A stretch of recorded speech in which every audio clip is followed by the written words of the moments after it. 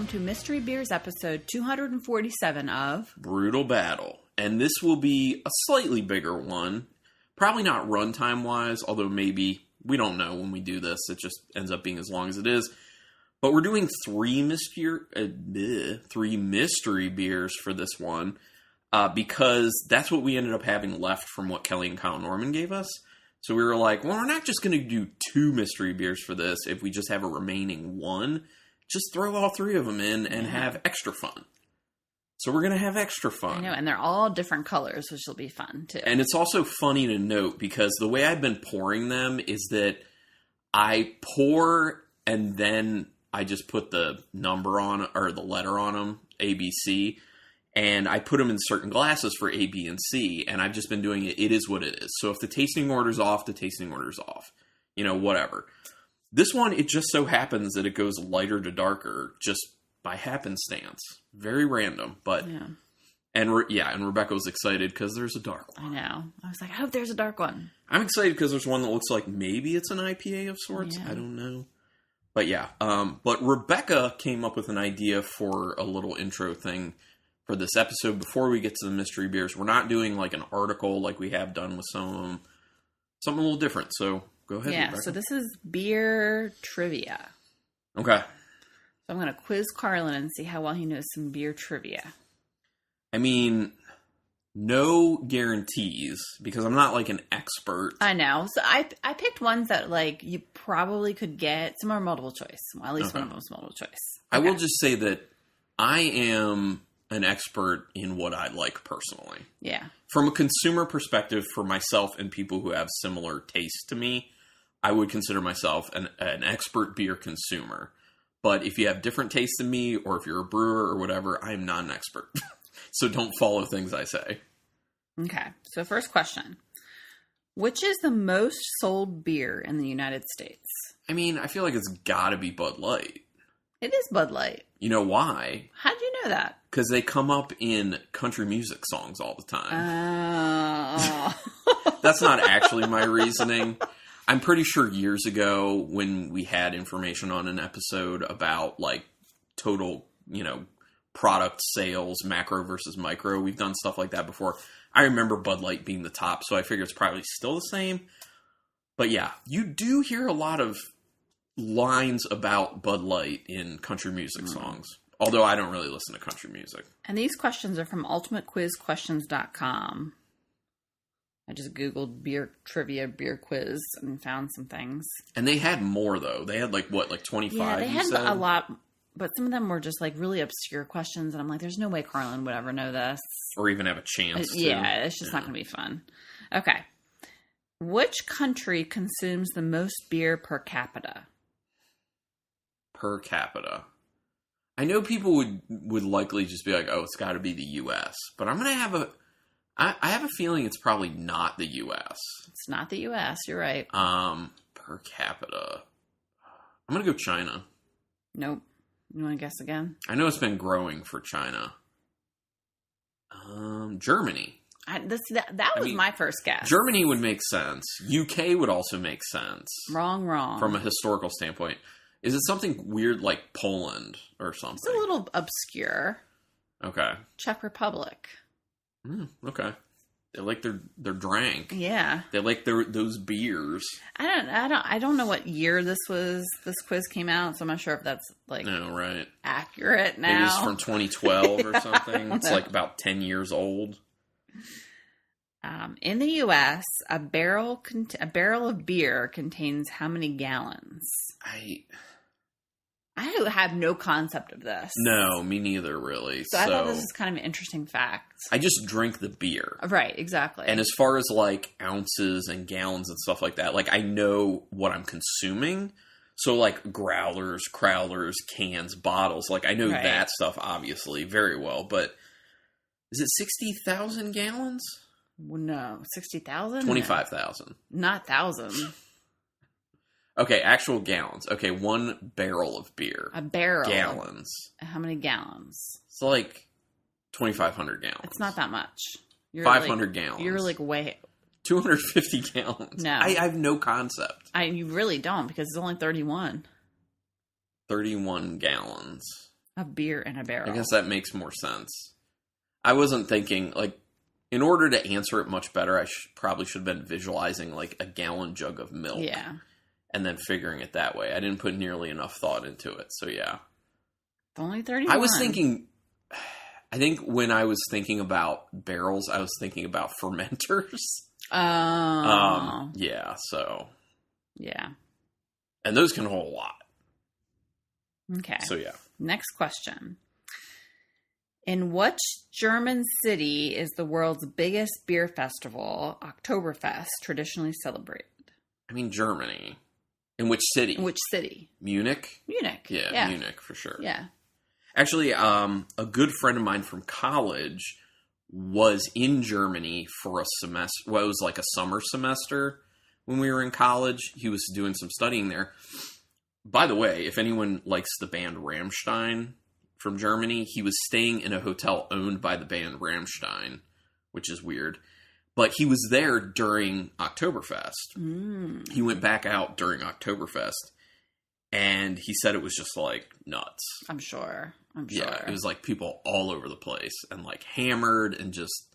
I mean, it's about what people would probably assume. Yeah. You know, people just getting wasted and celebrating. Yeah, we've watched YouTube videos of people at Oktoberfest. Yes. That was kind of an interesting experience. It's very interesting, especially with, like, the beer hall setups. Yeah. I mean, I've been to places in the U.S. that have beer hall setups, but it's very different, actually, in Germany. Yeah. So, yeah. Okay. Next question. Which brewery is claimed to be the oldest in the United States? Okay, this is not craft brewery. No. Claimed to be the oldest. I guess it's still operating? It's still operating. Mm-hmm. I mean, is it Coors? It's not Coors. August Shell? Nope. I know they're pretty old. The oldest. It's not Sierra Nevada. No. That's like potentially the oldest craft brewery, I think. That would be interesting to Sierra see Nevada. like the oldest craft brewery. Who is the oldest overall? Well, I'm about to tell you. It's not Coors. It's not Miller. No. It's not Anheuser-Busch. No. I have a feeling that when you say it, I'm going to be like, oh, okay, I guess that makes sense. Go ahead. Yingling.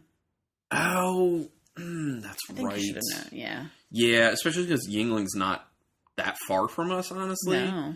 Because we're close to Pennsylvania. Yes, that information has been in my head at one point. Yeah, I figured it was. Yeah, the thing is, I don't think about Yingling at all. Like, they're never on my radar. Yeah. I forget about them all the time because I don't like any of their stuff.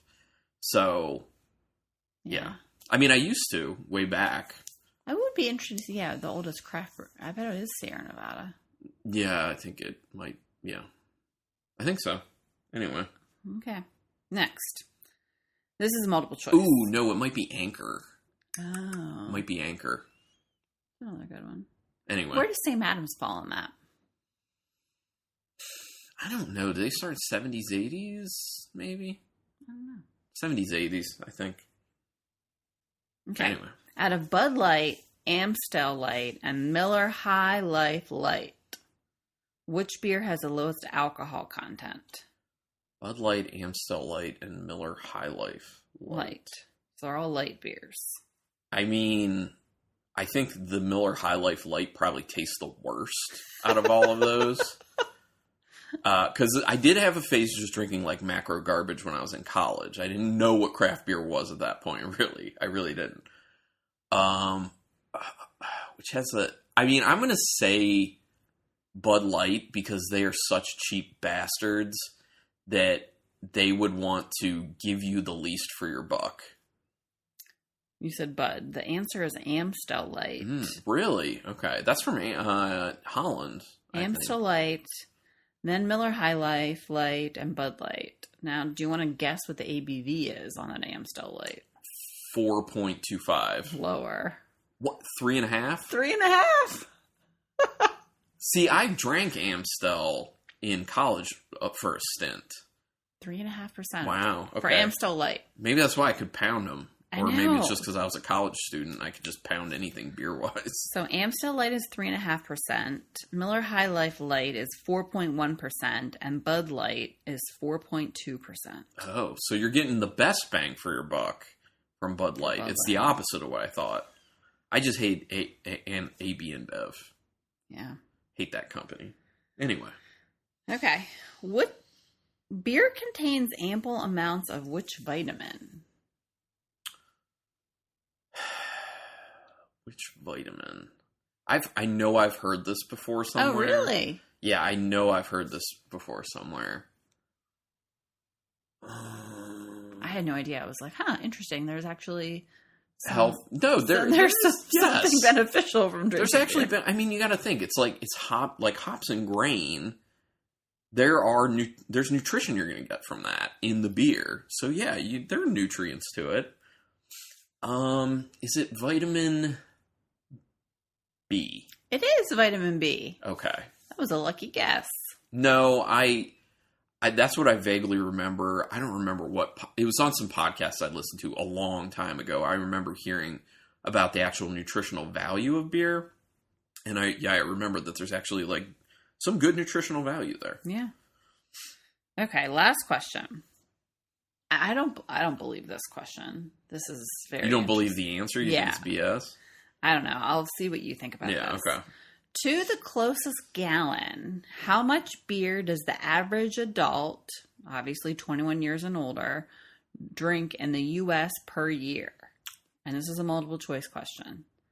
10 gallons, 17 gallons, 28 gallons, or 45 gallons? 45. No. 21 or 28. 28. 28. Yeah.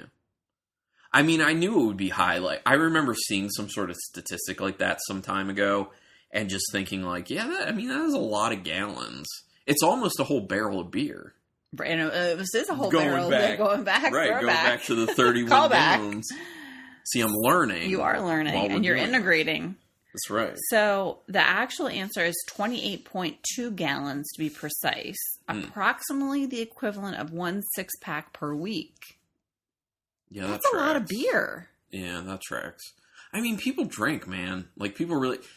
A lot of people that I know and have known for a lot of my life and meet, they drink hard on the weekends. Yeah. I think that tapers off some as you get older unless you have an actual drinking problem. But... yeah, a lot of people do that. Anyway, so that was my little beer quiz for Carlin. Okay, that was it. You did pretty well. I did okay. Yeah. Yeah, I'm pretty embarrassed about the barrels thing.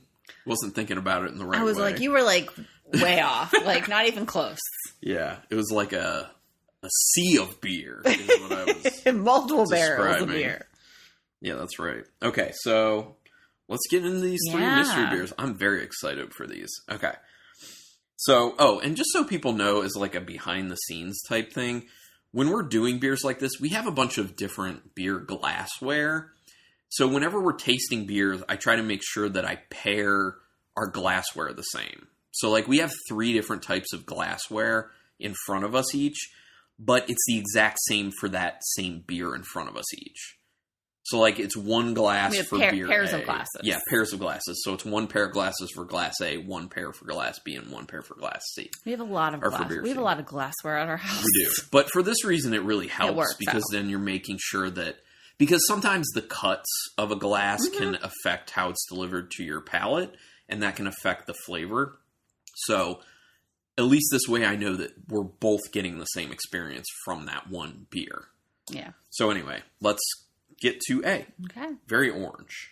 Yeah, yellowish orange. Very orange. Can't see through it. Yeah. I mean, it doesn't look like hazy. I was just going to say that. It's not hazy, it's just opaque. Yeah, it's not like that whitish, hazy IPA type look. But it's just like there's probably a bunch of stuff in there. I don't think this is an IPA. It smells like a Radler.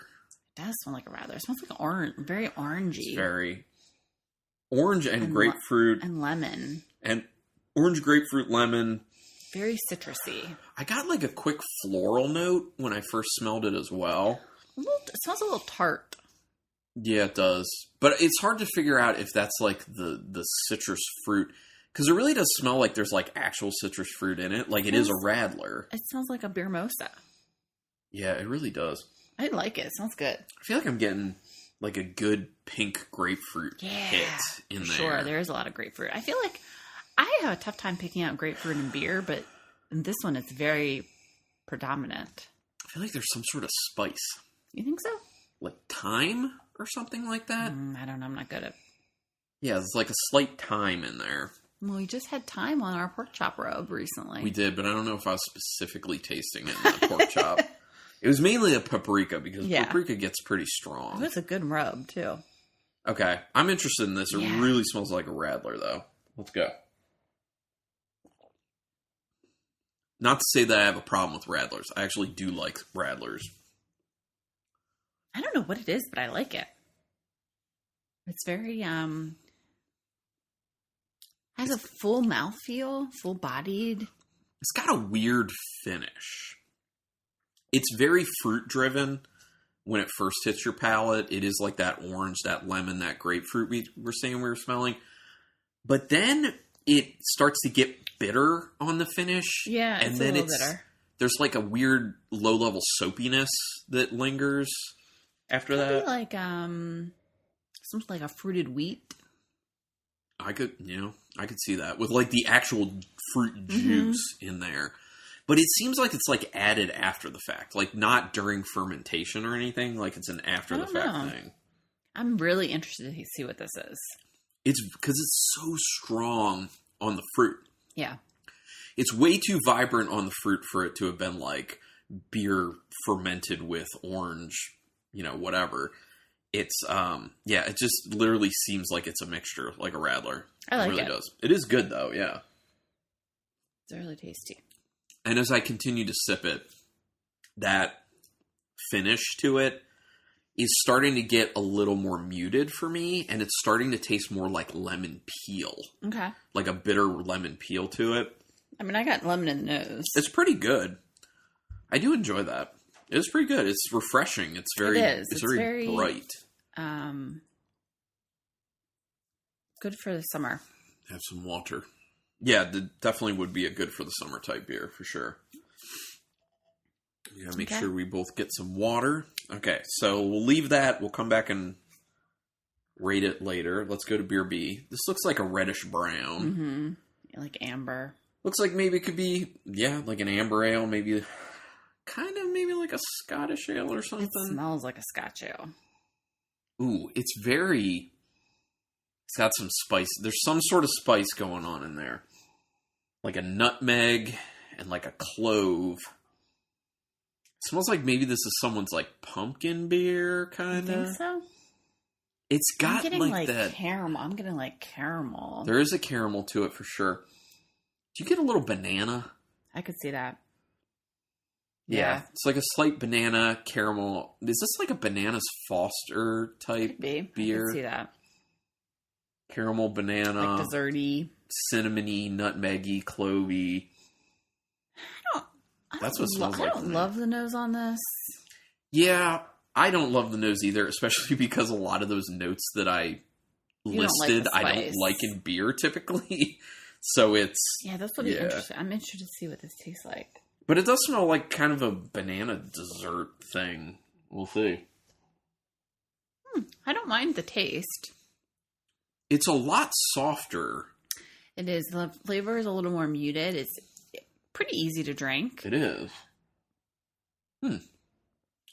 So there is that like banana type flavor, but it's smooth. It's harmonious with the rest of the stuff going on in it. And I do get like that cinnamon, that nutmeg to it. Definitely the clove. The caramel. Yeah.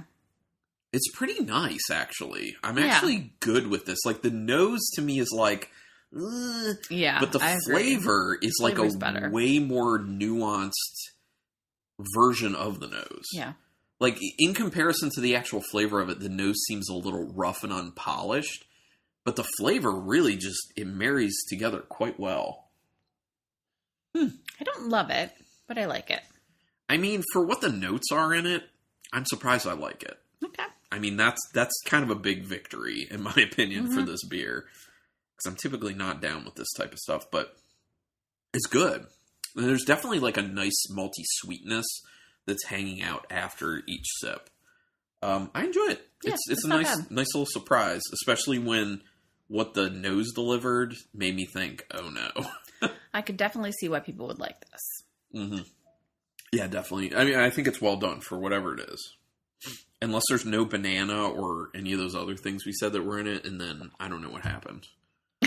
We'll find. We'll find out in a couple of minutes. Out. Okay, so let's go to beer C. This is the one you're most excited. This is dark. Yeah, nice and dark. Just looks like a potentially imperial stout. Although, it doesn't have a lot of lacing, so I'm going to assume it's not super high ABV. Although it's got a pretty dark head when you swirl it up. So, leathery. Soy sauce, leather, chalky, dark chocolate. I'm getting some vanilla. I can see a little vanilla-y. I'm getting some vanilla and some sweetness. A little tobacco to it as well. Like leather and tobacco are kind of going together. Yeah, I get that. But I'm getting like sweetness. So this nose kind of a little bit reminds me of Great Lakes Brewing, their Fitzgerald Porter. Edmund Fitzgerald is what it's called. Yeah, their Edmund Fitzgerald Porter. It kind of reminds me nose-wise of that. How do you remember that? It's a very distinct porter smell. Plus, my mom had picked me up like 12 of them when she went to visit my grandparents some years ago. And we had been like working those down for quite some time. No, so it's like, I don't know if we need this much Edmund Fitzgerald. For a while, it was actually considered the best porter in the world. That's probably changed now, but... I like it. I think it smells good. Yeah, I think everything I already said nose-wise, I think that's in there. So there is a lot going on. It's nothing like spectacular, but it smells solid. Yeah, it smells like this could be very well finessed beer. Yeah. Oh, there's more of a punch to the actual flavor than I was expecting. It's definitely solid. It's the dark chocolate to it I like a lot. Yeah, it has all the... It's just well-rounded, balanced. So the leather and tobacco notes are even stronger in the flavor, I think, than in the nose, which I'm actually good with. Because I think the dark chocolate aspect of it kind of balances those out. I enjoy this. Yeah, I do too. It's good. Mouthfeel-wise, I like it. It's lighter. So I think maybe it's just a straight stout and not like imperial. It doesn't taste high ABV, ABV at all. No. It's easy to drink.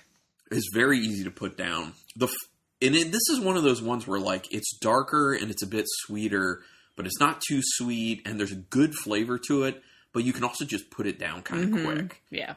I like that. That's good. So I like them all. I do. The rating's going to be tough. Okay, I know mine. Going back to A. A is a somewhat rude awakening after having C. Because it's very different. It's like, whoa. Going through B and C and then going back to A just makes that citrusy stuff stand out even more. And it's also starting to taste a little pulpy at that point as well. Okay. Oh, whoops. This is a tough one. Okay, we're starting with A? Yeah. Let's do I'm going to give A a 5. Okay. So you're going to feel like it's like a good average beer. I'm going to give it a 4. Okay. So 4. I mean, I'm down with it. I'm going to give it a 4. Okay. Beer B? Beer B. I'm getting beer... You go first. I'm also going a 4 on this one. I'm also going a 4 on this one. Okay. And beer C. I gotta taste it one more time. That was good. I'm giving this one a 6. I think it's better than average. Okay. So you're going a 6 on this. I'm gonna go... It's pretty good. There's a lot going on. Yeah, you know what? I'm gonna go with 6 with you. You're going 6. This. It's quite good. I thought you were gonna go 5. No. Yeah, actually, I am going 5. No, you're right. You're right. It didn't feel right to me after I had locked in at 6. I'm like, you know what? No, that's not feeling right. Not brutal enough for you. No, that's true. Gotta stay true to my ways. Yeah, so, but obviously beer C, the best Still of the batch. best. That's at a 5.5. Second up is the A at 4.5 and then the B at 4.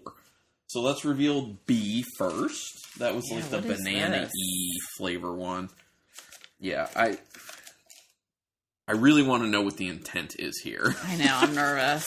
So B, the least highly rated of the episode, but still getting a 4, which is good. Oh, it's another one of these Spoonwood ones. Who's the brewery again? This is the one with the cayenne pepper from the last one that we hated. Spoonwood Brewing out of Pittsburgh, Pennsylvania. This is their Flambasted. It is a Bananas Foster inspired malt beverage with natural flavors. Okay, well then they very well executed that. And I feel proud of myself for nailing exactly that. What you said. Yes. Good job. 6.5%. Yeah, I mean, that's you don't taste a whole lot of alcohol to it. So I think they did a good job with this. They really did. So if there was not banana in the beer, I was going to be like, what the hell happened here? What happened? No, but for being Bananas Foster, nailed. Yeah. Good job. That's exactly. Yeah. And this redeems them from the cayenne pepper beer. Because that was terrible. Nice. Okay. So I'm glad we had more from them. All right. So in second place for the episode, beer A, which had a 4.5 overall. This one's in a smaller can. Like it's one of those slim cans. Oh, is this... Oh, it's Dogfish Head. Oh, my goodness. You're gonna be very surprised at this. This is very interesting. I've seen this and I wanted to try it. So I'm glad we have. It is 0.5% alcohol, so it's technically non-alcoholic. What? Yes, this is a non-alcoholic beer because it's at 0.5%. It's by Dogfish Head, their Lemon Quest non-alcoholic wheat brew. So you picked up on the wheat. So it is a wheat beer. They call it a near beer, wheat beer with lemon and other natural flavors. I got the lemon. Okay, they say our super refreshing non-alcoholic wheat brew with lemon puree, blueberry juice. Blueberry. I don't get the blueberry juice. Acai berries. Okay, monk fruit extract, which is a natural sweetener, and sea salt. It's very tasty. I see the sea salt because there is like a smoothness to it. That's a very good non-alcoholic beer. Let me tell you. Because we had those episodes, if people remember, where we tried non-alcoholic beers. And so there was some stuff that was pretty solid. But this kind of... contains less than 0.5% alcohol. That's really good for... Yeah, I mean, we've seen this. For a non-alcoholic beer... It's very tasty. It's very tasty for a non-alcoholic beer. I mean, we thought it was a Radler. Yeah. Which, that's good. That's definitely good. I thought it was just like a wheat beer with fruit. No, that's good. I'm down with that. That explains why it's so fruity, though. Wow. Well, and here's the thing. Like, a lot of the non-alcoholic beers we tried all had this kind of like rubbery, plasticky flavor to them. Like something wasn't right. There's nothing going on like that in this. Yeah, it's very good. Wow. Okay. Well, if people are looking for some good non-alcoholic, the Dogfish Head Lemon Quest. Get it. It's tasty. Wow. That's insane. And since we count our alcohol intake, this is nothing. I'm going to drink it then. I might want to pick some more of that up, honestly, just to have available. Okay. I like that. Good job, Dogfish Head. All right, now on to the beer that wins the whole thing. Beer C with a 5.5. This is also in a smaller can. Is this also non-alcoholic? I don't know. Oh, it's by Brew Gentleman. Okay, Mr. Automatic. It's a classic English-style robust porter. Oh, I was going to say it with porter. So it makes sense why I was comparing it to Edmund Fitzgerald, because that's the same. It's an English-style robust porter. It's exactly the same style. And this is 6.7% alcohol. So that's good. I mean, it tastes like a very good robust porter. I mean, it's what it should be. I'm also proud of myself on this one.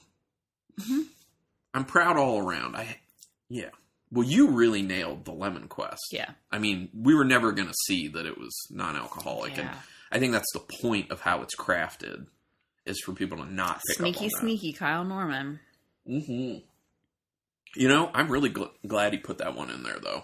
Really glad he put that one in there. Because I've been wanting to try it, but I've also been like, is it really going to be worth it? Because a lot of the times, the other ones we've had were like, ugh. Yeah, and a lot of them just end up being like good for a non-alcoholic beer. This is actually like good. A good beer. So the fact that it is then non-alcoholic is a huge plus for some people. So, wow, this is a fun episode. This is a great way to end it too with the mystery beers. Maybe we'll request in the future whenever we meet up with Kelli and Kyle Norman, if they have beers to give us, do this again, please. Yeah, it was fun.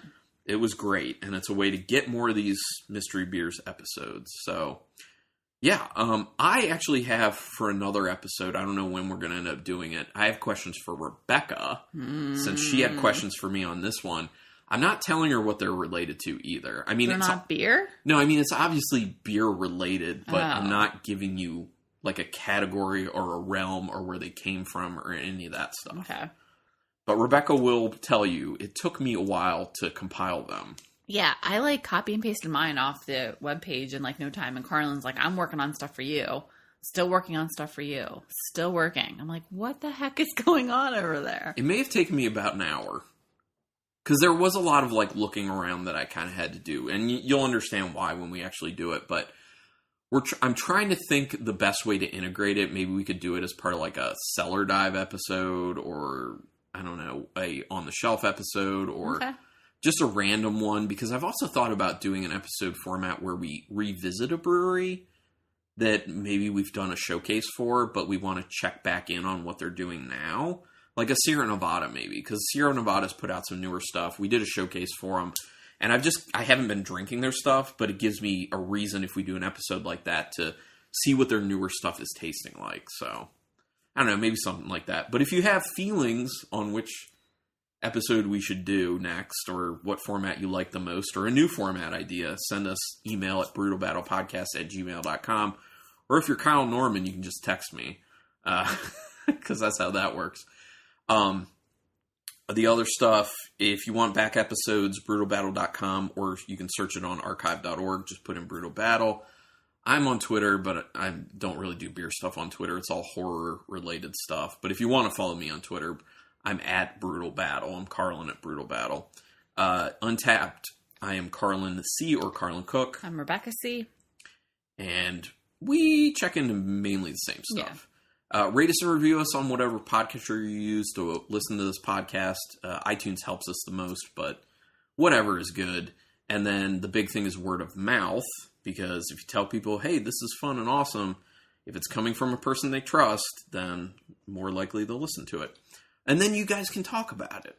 You guys can share an interest in this podcast. And then the last big one is Instagram, Brutal Battle Podcast. Yes, and that's probably the best place social media-wise. We did have a Facebook page, but technically it still exists. I don't do anything with it. Also, Facebook sucks, so there's that. But anyway, thanks everyone for taking your time to listen to this, and until next time. Keep it brutal.